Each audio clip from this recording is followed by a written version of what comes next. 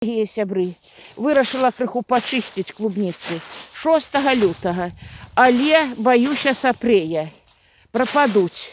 Таму вот так граблямі, дзе мяцёлкай, дзе якой шчоткай, але вырашыла счысціць старую крыху лістоту.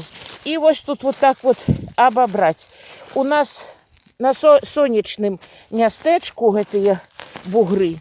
І паглядзіце, яна ўжо пачынае стартаваць. Так выгніе, баюся, што і хто яго ведае, што будзе з гэтай вясной. Таму, людзі добрыя, тыя, хто ў мяне купляў ці браў, каму давала вусы, от глядзіце, гэта антрактоз. Трэба будзе апрацаваць клубніку. Апрацаваць спачатку ад кляшча, а пасля ад антрактоза. І яшчэ хочу сказаць, што ад кляшча трэба працаваць, абрабатваць 3 разы рознымі прэпаратамі. Сёлета зіма была такая лагодная, таму глядзіце, будзе шмат гэтага напасці гэтай на клубнічкі.